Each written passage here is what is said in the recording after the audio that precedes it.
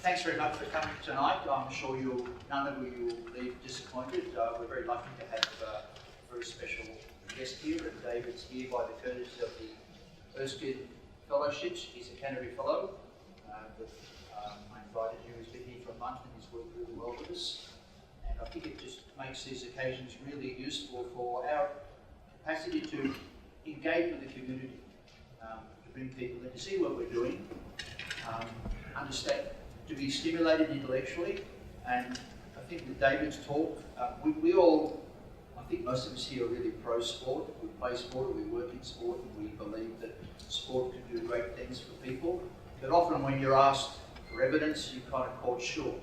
And it won't be the case tonight. David's got some very engaging, persuasive arguments about what elite sports people learn through sport, and how that can help them transition into the community and into the workforce, and what special talents they have and develop there. And it's not just a persuasive argument, he's got a lot of research that he's done himself. I met David in 2015 when he was over here on a lightning tour of 8 High Performance Sport New Zealand, brought him out to do 8 seminars in 5 days. And we've given him a little bit more time between presentations here. And we chatted and we just got on really well, and his work's very, very highly valued internationally, and I've read it, used it myself as well, and he liked New Zealand, and so we started talking, and 2 years later here he is, and I'm really happy to have him here. So David's a great academic. He's widely published, he's widely read and very influential. I've got to read these out because I can't remember them. He was graduated from Harvard and Western Australian University. His prestige in the field is indicated by recognition he's a fellow of the British Psychological Society, a fellow of the Academy for Social Sciences, and principal fellow in the Higher Education Academy, which was the first ever at a Scottish higher education institution. He's very highly respected as an academic, but he's got street cred. His work is grounded and useful. He's consulted with the NRL with their efforts to help their players transition from rugby league into the workforce and live successful lives. He gave a really great presentation at the Crusaders a week or so ago along the same lines again. So I think you'll find his presentation really engaging. We've got 10-15 minutes of question time at the end. I'd really like you to think about while you're listening to David what you could ask him to get the conversation going. So it's not just a monologue of him delivering his knowledge, but actually us sharing, developing our own understanding. So, David. Thank you very much, Richard, and thank you to University of Canterbury and the Erskine program for funding my trip to be here, and it's been a fantastic opportunity. Thank you to the UC Connect hosts tonight for just helping get all this set up, and also thank you to the staff who I've been engaging with since I've been here. It's been very enjoyable. And thank you to all of you for coming out here this evening. Hopefully this is something that you find of interest in different ways. I think it's important to outline from the start that my background and my training is in psychology, and my interest in sport has led me to become fascinated by sport's ability to impact human development. I'd like to spend about 40-45 minutes, followed by some time for questions, and I'm very happy to stay around afterwards as well, if necessary, looking at how I believe that athletes are actually more than the medals that people talk about an awful lot with them, as they have the potential to significantly benefit society if they're effectively supported beyond this sport. And during the time while I'm speaking, I'd like to argue that they're actually a wasted workforce, and that the skills that they consistently develop in are actually the skills that the world of work desperately needs right now, just the way the world is.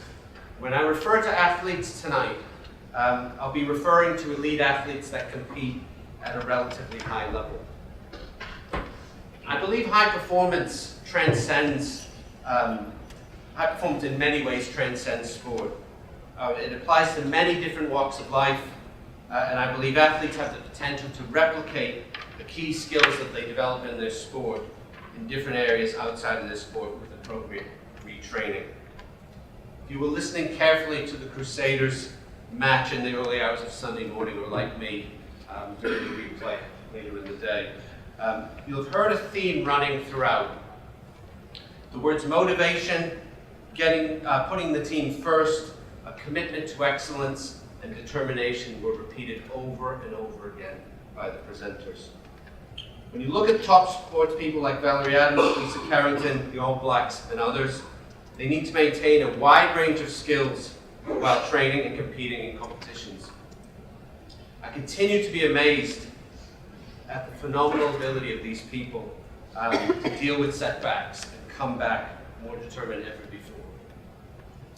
Many athletes are also notable for their ability to either develop additional skills into what they have, or actually acquire a completely new skill set and replace the original, and then subsequently apply that on a world stage.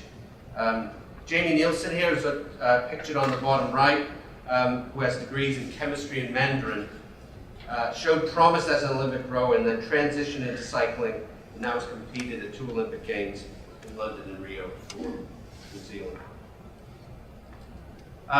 So tonight I want to share with you some of the work I've been doing over the last 10 years. The focus of my work has always been on the transitions that people experience in their lives, including, as illustrated in this picture here, athletes making the transition from their career in sport to a second career outside of their sport. My work in this area, in many ways, is a game of two halves, with my early work focusing very much on the consequences of when people retire, and I'll describe that body of work first. I'll then progress on to more recent studies looking at outcomes and really the impact of people participating in sport, what I would call the dynamic effects of participation in sport. When I mention transitions, I'm referring to an event that occurs to someone which leads to a change in assumptions about themselves and the world around them, and that all of these changes necessitate a corresponding change in their behavior and their relationships. I'm sure everyone in the audience tonight can think of transitions that they've experienced in their lives, think of this definition here, and think of all the different changes that has led to. It goes without saying how significant transitions are to people at Christchurch. I saw this book in the university bookstore actually describing Christchurch as a transitional city. So I find it entirely appropriate to be drawing upon my work on transitions here tonight. So to kick off the first half here, I'd like to start on my early work on retirement from sport. And you might not have come here expecting to hear about philosophy, but I'd like to draw upon two quotes here from famous philosophers which capture a lot of what I'm going to speak about tonight.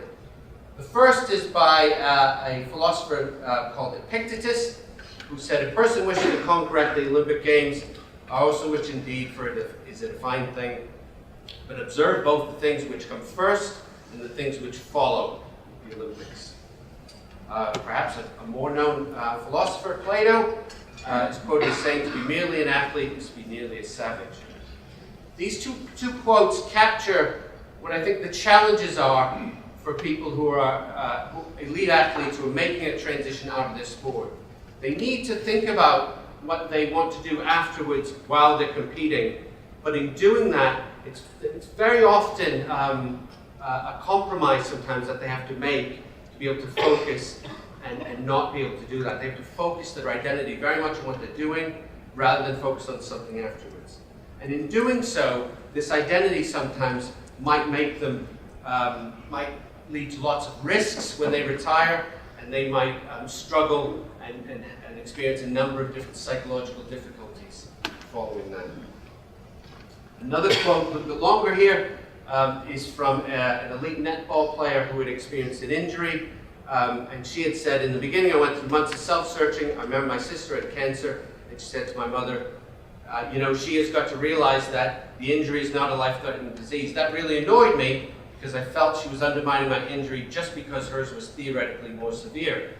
I thought that's such a typical thing for a non-athlete to say, because for lots of athletes, their limbs are their life, because that's what gives them their financial support and intrinsic motivation. So very important issues for people who dedicate their lives and focus very much on one thing. When something like an injury, which could be seen as a transition, leads to changes that require, think about our definition, changes in the way that they behave and changes in the relationships that they have.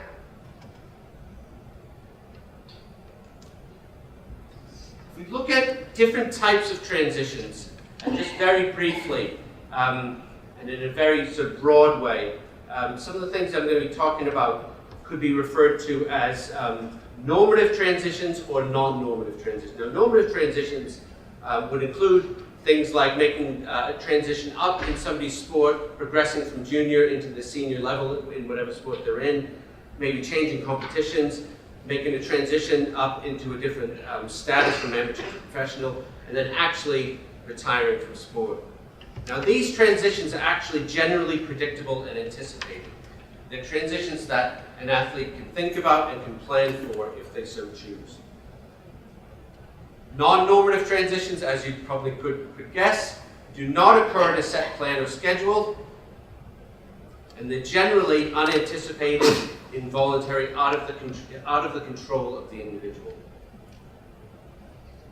These also include events that aren't expected or planned for, but that actually they include events that are planned for that don't happen.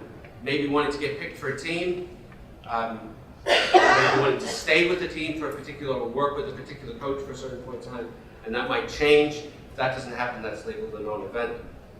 And these might include a season-ending injury, the loss of their coach because the coach moved away or they moved, or maybe being cut from the team. So normative and non-normative transitions are quite important. It's an area for scholars over the last 30 years that has increased its attention. I remember reading a review that was published about 30 years ago, and I think there were 20 papers that had been cited looking at this particular topic. Very recently, somebody had done a review, and it was about, it was over 1,100. So just quite a considerable lot more interest amongst scholars, amongst scientists, but also amongst practitioners, people working with athletes, coaches, psychologists, and others that are just interested in supporting athletes. When you think about transitions in sport, and I try to think of examples, I always come back to this one as one to share with people, which I think is a really good example of transitions. And it's actually the Great Britain men's Cox's 4 rowing team that won the gold medal in Athens in 2004 in the Olympics. And I would argue that they succeeded in reaching their goal of winning gold by coping successfully with all the transitions that they faced. And if we look at the 4 athletes that have won, Matthew Pitzer, James Cracknell, Steve Williams, and Ed Coode were successful in winning gold medals. But in the run-up to the Olympics in Athens in 2004, when you look at the story of what happened and how things were developing, their team was in an awful lot of, a number of different transitions, making an awful lot of changes. Interestingly, one point just to point out, that the 2 people on your left, Matthew Pinson and James Cracknell, actually hadn't raced apart. They'd raced with other people in their boat. They'd never been apart in racing for 8 years. And it was quite important in going up to the games. There was, in the run-up, probably about 4 or 5 months before, there was somebody else brought into the team whose name was Josh West. Then 17 weeks before, Alex Partridge joined just before the Olympics. Now, the biggest rival was Canada. Canada kept the same team for 2 years, all the way in the run-up to the game. So it was quite unheard of at the time to make any changes to your squad. It's a lot more common now, and I would argue that people are much better at being able to cope with transitions that occur.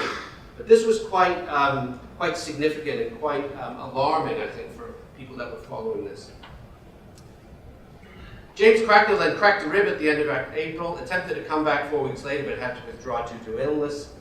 That brought in somebody named Ed Coode. Alex Partridge then suffered a bilateral collapsed lung in July, just before the Olympics. James Cracknell had actually recovered, was able to come back into the boat, and there are your 4 gold medalists. What was really nice, this was then winning by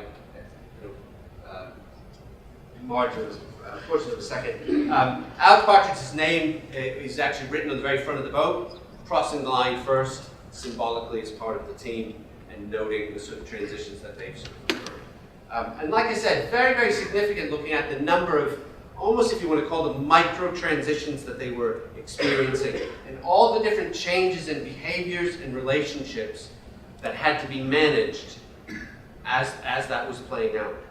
And very successfully were able to do them. Coming from psychology, early in my career, I got quite interested in I guess, almost the negative aspects of what I'm talking about tonight. How difficult this was for people. I just kept reading about how difficult it was. And I wanted to know how difficult it was. Actually, how significant was it for people? So I went and did what was called a synthesis of studies. I took all the studies that had been done and brought them together. And at the time when I did this, this involved more than 2,600 athletes across a wide range of sports. And interestingly and surprisingly to me, and quite consistently, 20% of athletes, so one in 5 athletes was experiencing, by the way that these studies were being measured, psychological adjustment difficulties. Now, I was really quite surprised by that. I thought that was really high. If I had to guess beforehand, I might have said 10% based upon the reading, so I was really, really surprised by that. So for me, it became a very significant, much more significant issue, and in some ways motivated me to do more research to look at what are the ways to be able to help these people, this particular population within this. So what I started to develop over time was a very simple model looking at the box at the bottom, which is how people adjust to transition. And 3 areas that I sort of focused in on based upon what I thought might predict adjustment would be the reasons why somebody experienced a transition, what I'm going to call their athletic identity, which kind of relates to the quote from Plato that I mentioned at the beginning, and then actually how they cope. So those are the 3 broad areas. And I just want to go through each of those very briefly, and then go into one particular study itself. So if we look at the first box that was at the top there, the reasons for transition, there's lots of different reasons why somebody would make a transition. We've mentioned some already. We're talking about normative and non-normative. It could be an injury that somebody's occurred. It could be somebody relocating, change in competition level, whether up or down, retirement, people making education-related transitions, going back to study, trying to actually manage studying and performing in the sport. Universities provide a very good home, very good host at the moment for people to train and also study and prepare for life after sport. So quite an important transition. Changes in recognition are really important. Interestingly, there's some research that shows the stress involved with coping with winning a gold medal is actually more stressful than the stress of getting to that point of winning that. So once you win that, to have to win again is actually very stressful. So the change in recognition, whether it's from the media or from the pressure from others, is very important. And also cultural transitions that people experience when they move from one culture to another. When we then look at the second area that I mentioned, it was called athletic identity. Very often, athletes, when they experience a transition that is out of their control, such as retirement, they may experience something that feels like identity theft. They've lost their identity. And a really important psychological term or concept or variable that people use to measure this is something called athletic identity, which is the degree to which an individual defines themselves with the athlete role. Now this is actually something that is quite, it changes quite regularly, it's quite malleable. It's something that changes from week to week, from month to month, from year to year. People will focus on different things in their lives, whether it's their sport, whether it's their education, whether it's their social life. whether it's their job. So people have different identities in their life. And people who have a very strong and exclusive athletic identity are very much at risk, and the research evidence supports this, very much at risk of experiencing psychological difficulties when they're retired. And the third and last area of how people actually cope with this, I think, is interesting. People who achieve their goals very often experience a much better, a much smoother transition out of their sport. Almost all the rowers that were in the winning team there retired very quickly after that, and sort of, very happily had achieved everything they wanted to. So that's an important one. People have experienced different transitions before, whether it's in sport or outside sport, is something that helps. Very famous basketball player Michael Jordan famously retired 3 times from basketball. He used to come back and he used to call it the itch that needed to be scratched. And then he eventually retired by saying he had drawn upon the other experiences that he had gone through when he was trying to retire, and eventually was able to feel that he had achieved everything he wanted to. Access to different support that might be provided, whether it's by sports scientists, whether it's by universities, whether having access and actually using that support is important. Continued involvement in sport afterwards is very important for athletes' well-being. You might have heard, there might be various stories that you can think of athletes that have retired that might not have continued exercising and participating in the sport. For psychological health, it's very important that people continue to be involved in sport in some sense. The skills that people learn during this sport and their ability to be able to transfer those to another area of their lives is really important, and almost the whole second half of my talk is about that, so I'll come back to that. And pre-transition planning. The quote from Epictetus that we had sort of referred to this. And I think what's a really important question to ask with regards to this, that I found myself asking a lot, was, does this actual planning have an effect on performance, whether positive or negative? And I'm very fortunate to have had the opportunity to collect some data and conduct some research with National Rugby League in Australia just over the last few weeks. And this data is fresh off the press and is really, really interesting from my perspective. So from my perspective, I was interested in, does somebody who is participating in a program that's helping them plan for their career after sport while they're actually playing have an impact on them playing the sport? I was able to access data from over 600 athletes across 3 different seasons, and I was able to control for whether somebody had been injured or suspended, and looking at whether somebody was available to play. And the key aspect that we looked at was whether people were engaged in career planning. Now, the way that that's done within this particular program within the NRL is done with a combination of whether somebody is a measure of something called decidedness, so whether somebody's undecided in what they want to do for a career, whether they're exploring their options, whether they've decided and are doing something about it, and the planning side, which is on the right-hand side. And that might involve somebody that is contemplating what they're doing, maybe preparing to do something, or actually taking action. So somebody that is either exploring options and decided, or taking and also taking action or maintaining that action is in their program defined as engaged in career planning. Now, what we found really interestingly is that this predicts team selection, and very interestingly, the captains, when we pulled up the data on the captains versus the non-captains, the captains were actually more engaged in career planning than other players. So people that might feel that it has a negative impact on people's performance on the field, there's some data here that suggests that those that are performing well, that at least engaging in their career planning at least is not having a negative effect, but in many ways is allowing them to continue to perform at their level.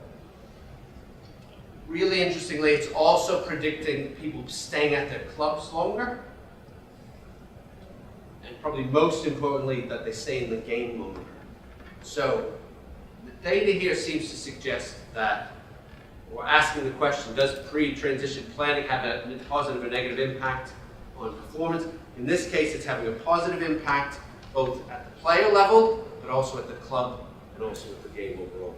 So from my perspective, really, really interesting data that supports something that in my sort of field, some people would see in many ways as almost the holy grail to be able to describe whether something has an impact or is having a negative implications. So that's the first half. I won't be having a half time, but moving on into second half, I'm going to look at the impact of transitions, and I'm going to shift into one really important area for me that's really been the focus of my work over the last year, and it's the concept of employability. I'd like to say quite a bit about this. For me, it's a concept that really captures the times in which we live in. The different factors that contribute to the idea of somebody actually being employable in the world has been important over the course of human history. For thousands of years, humans generally tended to make choices about who to work with based upon physical attributes. Up to about 100 years ago, people would always sort of look at whoever was the biggest, the strongest, the tallest, and those were the people who they wanted to work with. But throughout much of the 20th century, intelligence and experience started to emerge as being important. If you were looking for an engineer, an accountant, a solicitor, or a designer, you would seek out, interview, and hire the smartest, most experienced engineer, accountant, solicitor, or designer. The competency movement that is still generally prevalent today then started to emerge in the 1980s as technological advances made jobs more complex, often rendering experience that people had had and performance in previous positions irrelevant. So people started to look at competencies, what people were competent in. And this focus on skills-based competencies where jobs were evaluated based on very specific characteristics and skills that help predict performance in that role has significantly influenced the way employability has been defined in recent years. However, given probably how crazy the world is, a very new era in employability has emerged. Whether it's over the last 5 years, 10 years, or over the last few years is probably debatable. But a new area related to employability is challenging this concept as competencies are actually becoming insufficient as well. This hit home to me during quite a game-changing cup of coffee I was having with the head of HR from a very large multinational company, and they were in charge of HR for the entire European aspect of their group. In the course of our conversation, thinking that competencies were important, I mentioned competencies. She looked at me like I had two heads, and she said that they don't hire anybody in the company on competencies anymore. Now, I sort of started to get curious about that and started to listen more, and she started to say she was more interested in whether that they have the potential to learn new skills. That seemed to be very, very important to them. So being the person that I am, I asked actually how they went about doing this. And she said these were the things that they looked for. And she called this employability potential. She said they looked for people who had strong motivation to excel in the pursuit of challenging goals, the humility to put the group or the team ahead of individual needs, the ability to be pushed out of their comfort zone with stretch development, very strong engagement with their work and the team around them, and determination to overcome setbacks and obstacles.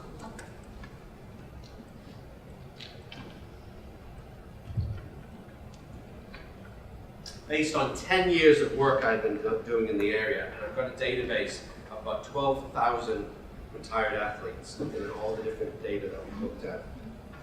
This to me was the athlete skill set.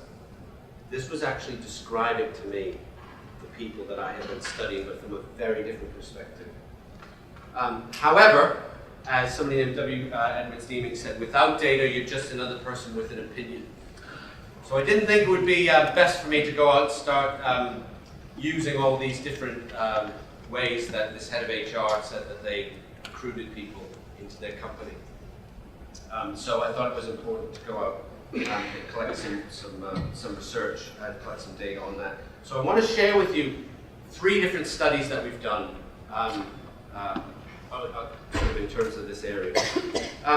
The first one came out of a project that's called Winning Students. And it's a project based in Scotland.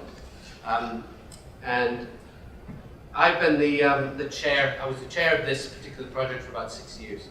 And we thought it would be really interesting to compare the employability data of people that were coming through the program. It's a scholarship program funded by the Scottish Government. It was set up to help keep people in Scotland in the run-up to the Commonwealth Games in 2014. So in 2008, they decided to invest an awful lot of money and fund people to go to universities and colleges. And up until now, there's well over 1,000 scholars that have come through this particular program. So we went and looked at the, I guess, the alumni data, the people that had graduated from this. And we looked at something that is measured each year in universities. There'll be something very similar here. It's called the Destination of Leavers Survey. So when somebody graduates from university, each year universities will write to them and ask them what they're doing.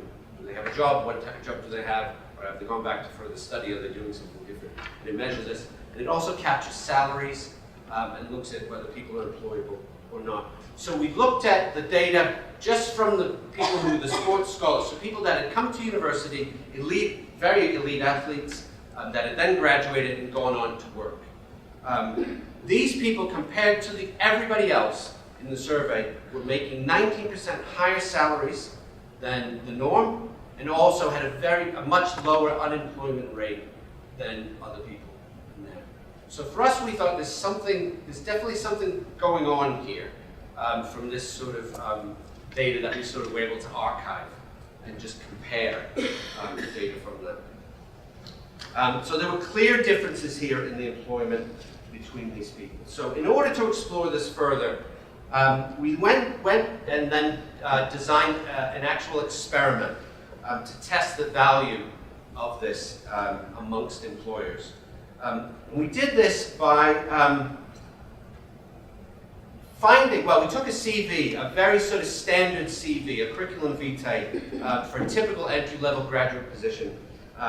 We found this from, actually let me explain this first. We went and got a CV off a government website. It was just a standard CV that was sort of an exemplar of what people should use. We then created a second CV that, just for tonight, we'll call it an athlete CV.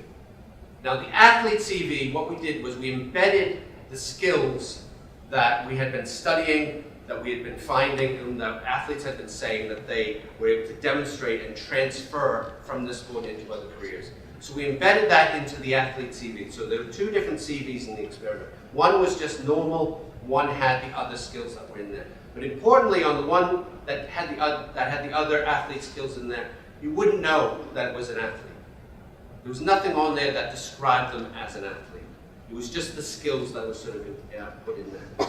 So we designed an experiment where we had thousands of employers and job recruiters that we sent this to. And they were provided with one of these two.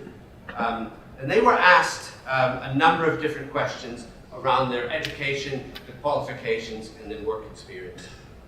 Importantly, the bits about their education, their qualifications, and the work experience, we kept the same on both CVs. So what we've done is we've designed an experiment where we've given lots of people, our employers, two different CVs to rate, and rate in a number of different areas, and I'll go through what those are. And we've also measured and kept consistent on there that the degrees that somebody had and the work experience that they may have done. What did we find? Firstly, the sports CV was ranked significantly higher by the employers than the non-CV. They ranked the sports CV higher in terms of their interest in interviewing the candidate, higher in terms of overall suitability for an open-ended job in their company. We asked them, if you just had an open-ended job, would you consider these people for interview? How likely is it that they'd be interested in interviewing this person? And then also, what's your overall evaluation of the candidate? What does this say to us? It says that these people who are the employers are saying that these people on the athlete CV are the people with the skills that we need. These are the people that the skills we want now and that we need. And we thought that was really interesting. What I think got quite interesting was something that then came out when we looked at the work experience data. If you remember, we kept the work experience the same on both CVs, exactly the same wording. And we asked all the employers to rate the quality of the work experience on those CVs. So we expected it to be exactly the same. Now, what we found through this complicated graph, which I'll explain, is actually that the employers rated the work experience on the sports CV greater than the other CV. Exactly the same.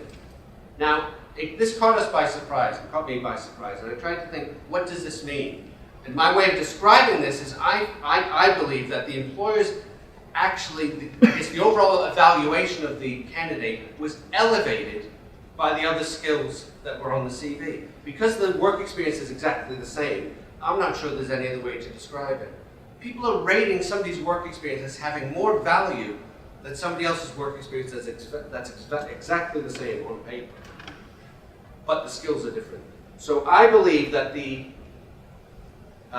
sport element, the skills that these athletes have learned from sport, elevates somebody's opinion of them and the suitability for a particular job.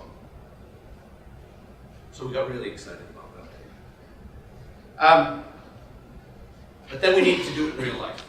Completely theoretical, that was just on paper, an experiment, send it to people, they sort of completed the computers, and they sort of tell you what they think, and then we crunch the data and find out, here's what the trends are, here's what the statistics say. So we wanted to do it in real life. So we partnered in the UK with a charity called the Dame Kelly Holmes Trust. Now, Kelly Holmes was a double gold Olympian in Great Britain in athletics, and she set up a charity to support elite athletes after they retired from this sport.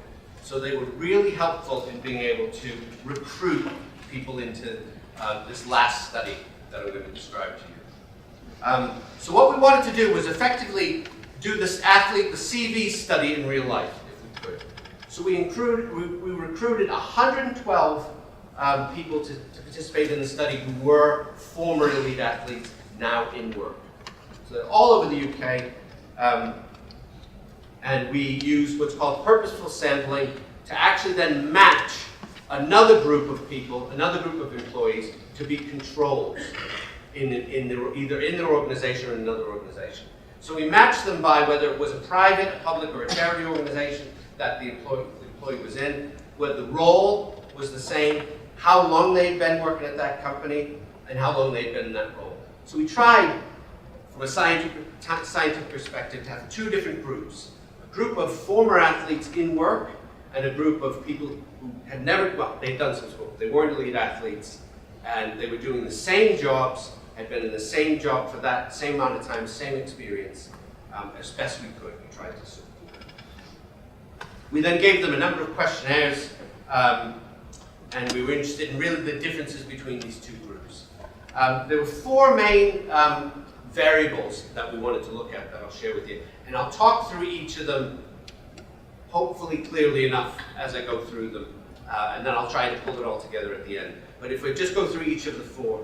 So the first one we looked at was a variable called self-efficacy, or role-bred self-efficacy. Now, self-efficacy is a psychological measure that really in some ways measures somebody's confidence in their ability to do something. Role-bred self-efficacy would measure somebody's confidence in their ability to carry out broader roles of work beyond what's actually asked of them. So they're asked to do certain things based on their job profile. They might be asked to do broader things, their confidence to be able to do them. When we measured and compared the athletes to the controls on a scale from 1 to 7, the athletes were significantly higher than the control group on role-bred self-efficacy. The second variable we looked at was something called job crafting. Now, job crafting is designed as what an employee can do to redesign their jobs in ways that can help foster positive outcomes in their company. Once again, this was on a scale of 1 to 6. The athletes scored much higher than the control group on this variable as well. The third one is something we call proactivity. So somebody that's forward-thinking, very change-oriented action at work, taking the initiative, not having to be asked to do things. Athletes were rated higher on that than the control group. And the last one that we did was, over time, we had the line manager measure their performance. So we asked the line managers and the supervisors to measure the performance in the job of what the people were doing, and the athletes were found to be outperforming the controls. So we got really, really excited about these findings. What we then had to do was look at the different relationships amongst all these 4 variables. So these are the 4. And what we found was all 4 of the variables were significantly related to each other in the ways that we would think. So role-bred self-efficacy was significantly related to job crafting, to proactivity and performance. Job crafting was related to proactivity and performance. So they were all interrelated in the direction in which we would hope. So that allows us to sort of do something which tries to help us, I guess, try to model and explain how this occurs. So we're able to answer the question there by looking at the relationships. So does being an elite athlete impact this employability potential that my friend from HR was talking about? And in these sort of key sort of employability measures, they have been, and that we found them to be that compared to the control group.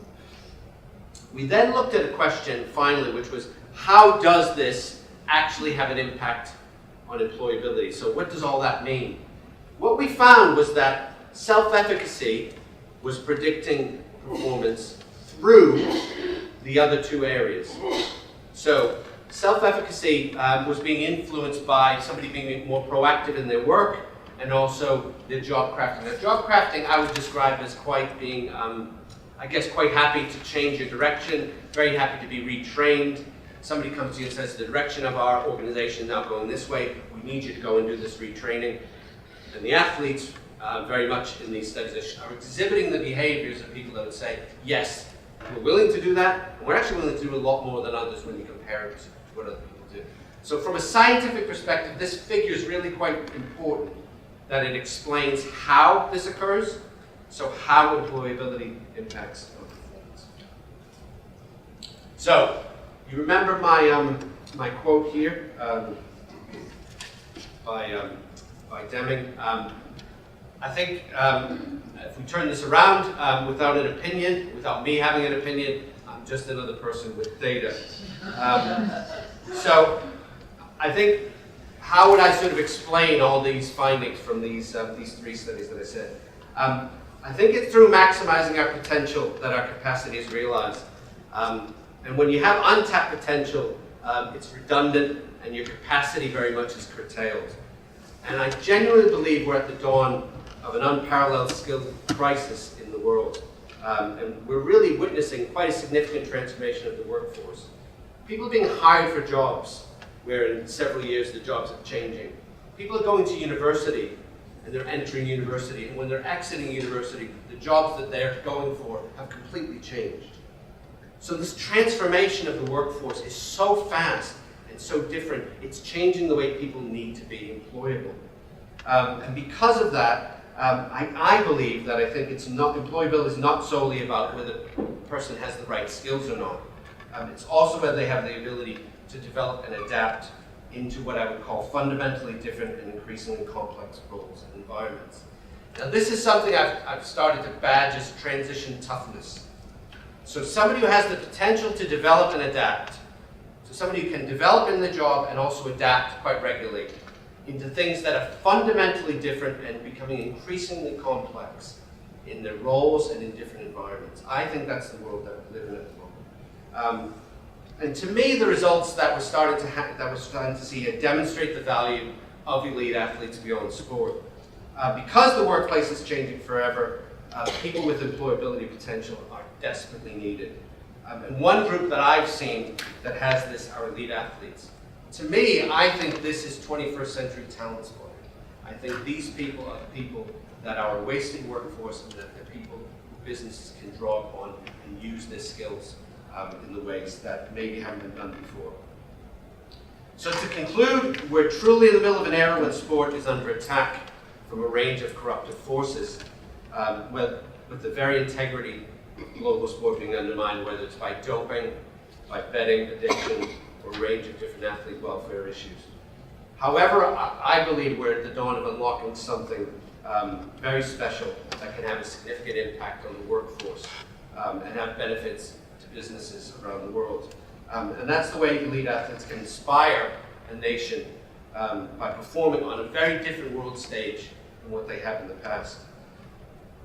I believe possibly the greatest legacy of sport may not be the infrastructure or the facilities or tourism that comes, but actually the employability skills that are developed by elite athletes, which society desperately needs. I believe they're assets to society and are more than that. Thank you very much.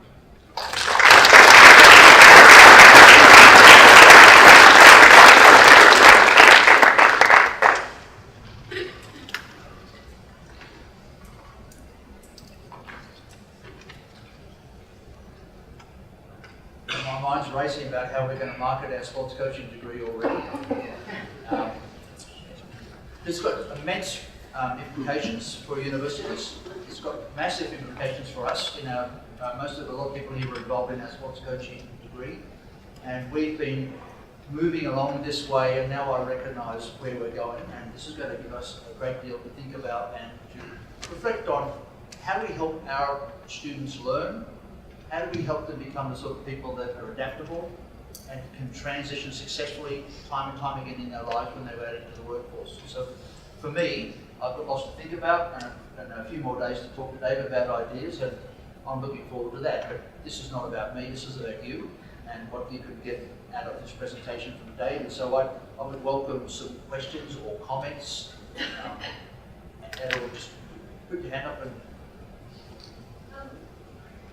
you talked about the costs for employability, and I just wondered, how does this, have you done any studies with sports people and athletes who perform on their own? Really good question. I was asked that question by a colleague earlier today. The answer is no. Could you repeat the question? Sorry. Yeah, sorry.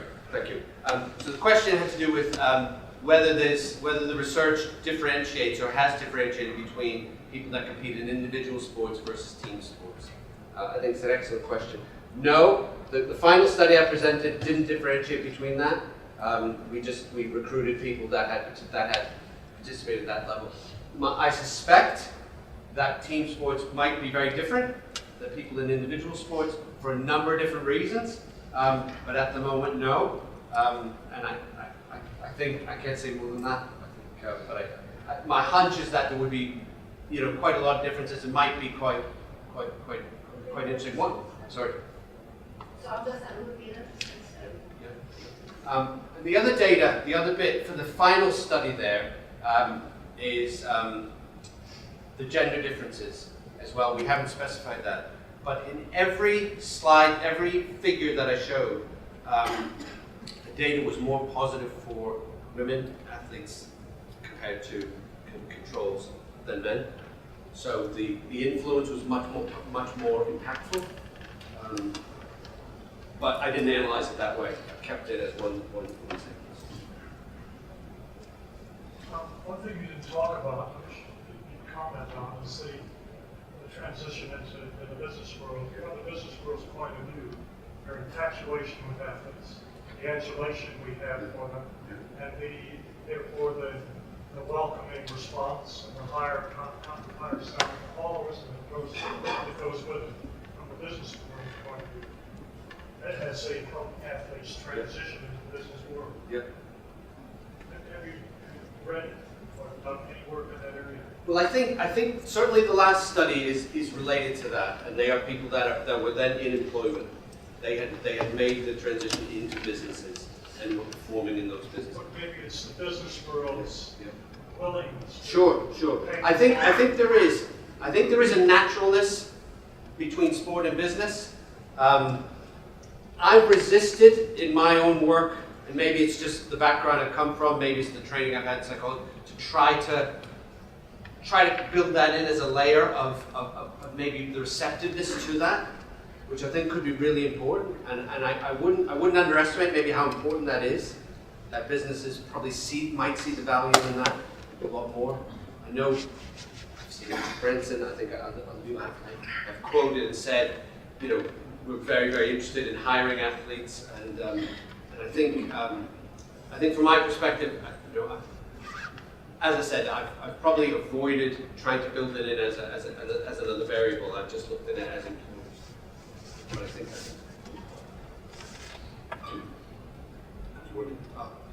sorry, there was one that. Oh, sorry. Sorry, I'll do it. I think she. Yeah. In terms of practical implications, has there been any consideration given to maybe working in reverse, looking at kids who have gone off the rails or aren't showing much for the future, having some kind of boot camp type thing to teach them some transferable skills? Certainly in the UK, there's been a lot of interest in that, and I'm going to use the word use, but I'm not using it in a negative way. In using retired athletes to help drive some of those messages and maybe help some of that. Probably the best organization that I've ever seen do that is the Dame Kelly Holmes Trust. The whole organization is set up to support young people, and I think if you have any interest in that, I would just look at sort of what maybe some of the work that they've done. But I think the application of that is certainly working its way through. It isn't anything I've done. I just, you know, I try to focus on the research, but the implications of that I think are really significant. I think the population that you've pointed out that I think is perfect, and I think there's a lot of power around role models, and it's how you sort of capture that. Kelly Holmes certainly, you know, she sort of said, I think the reason she set up her charity was, you know, she didn't want anybody to feel lost. Like the way she did when she retired. She had a very traumatic retirement, and also she wanted to use the skills that people had to help benefit others. So it's definitely there, certainly in the UK. I don't know anything. No, I don't know much here. I haven't really looked into it. Yeah. What about maybe like small non-athletic sports, let's say chess, for example, elite people there? Do you think it kind of transfers to them as well? So similar skill sets and dedication. Yeah, theoretically, yeah, I would say definitely. I've certainly had discussions with dancers, a dance group, about doing that. Military.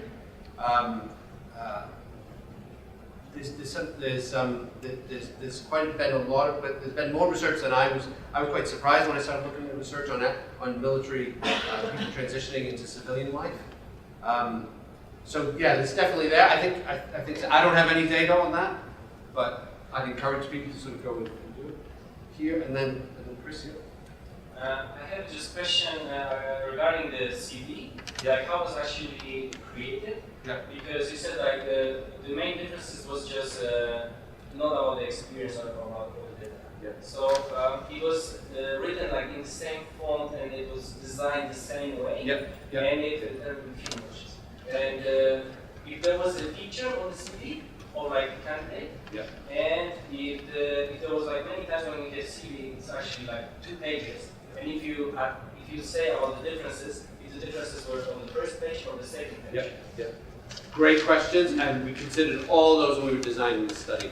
It was, I mean, we took something. There's a government website called Prospect in the UK, and they publish a website, a CV on there as an example. It's 1 page. It doesn't have any photos, and it's quite generic.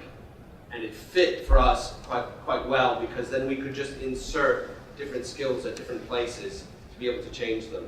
So that's all we did. That was our manipulation, was just changing and adding a few words to it. So they looked identical. If you looked at them, they looked pretty similar. One was a little bit longer, but it was very similar. So for an experiment, we tried to keep it as similar as So it was 1 page. Yeah, 1 page, yeah.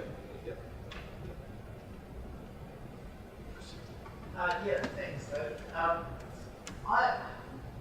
I came back to this kind of question about whether the athletes are developing these employment competencies, or whatever you call them, through their sport, or whether the same things that they have inherently that lead them to be successful in sport, then mean they're also successful as employees.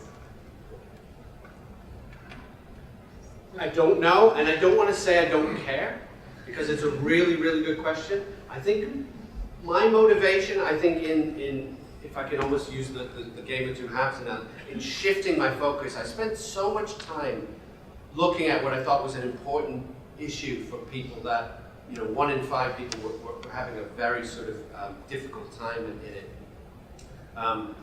And conducting an awful lot of studies, dozens and dozens of studies, and I don't want to say not well received, but once I started looking at it from the perspective of the people that, however they had them, whether they have these skills, how important they are, it's been so much more positive, so much looking at the outcomes of that. So the chicken egg question, I think, is a really good one, and I don't know the answer. I guess I'm interested in once somebody has them, what are the outcomes of that? What's the impact of that? I think the process that you're talking about is a phenomenal process. I think that it could be really, really complicated and fascinating to study, but I don't have the answer for you. There's an article I talked about this morning, which you mentioned earlier. It has a British badminton experiment with one gold medal in 2004, and was now complaining, it was in the Telegraph saying that now she could get a job, it wasn't fair, and she ran out of money. It had this overwhelming sense of entitlement. She won this medal the world over, and she retired, so she right to retire at 48 people can't. How is that? What are your thoughts on that? I think it's probably more common than I think the fact that it's a story, I think is probably, there's a narrative around that, and I think there's people that probably do feel that way. I think people feel they have invested a lot. They've had a very strong and exclusive athletic identity for so long, and then they have to do something.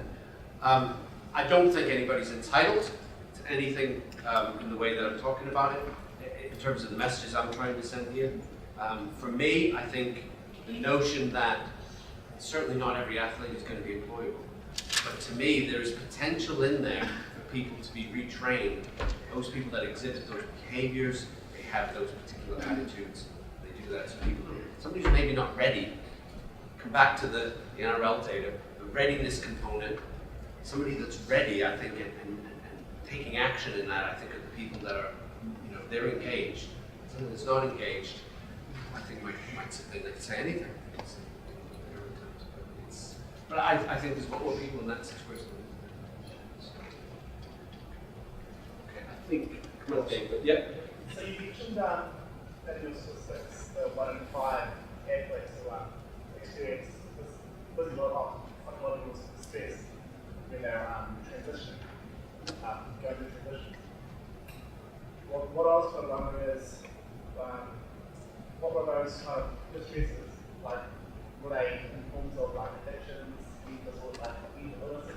Yep. And then you kind of surprise it. Yep. Yet all across the world, there's specific mental illness down 1 in 4, 1 in 5, and the general population. So, if that's the case, everyone's presence is quite important, given that athletes with such high anxiety, go through such experiences of high anxiety and depression. It's a good question, and I think I did a PhD in the topic, and I think I was really drawn to the topic of retirement from sport when I was sort of reading all these stories around. And I thought it would probably be at that time, before I started doing research and actually reading around, I probably thought it might be 50%, because it just seemed really, really quite negative. When I then started reading a lot of the studies that were using, to answer your other question, measures of depression, measures of mental health, quite validated, reliable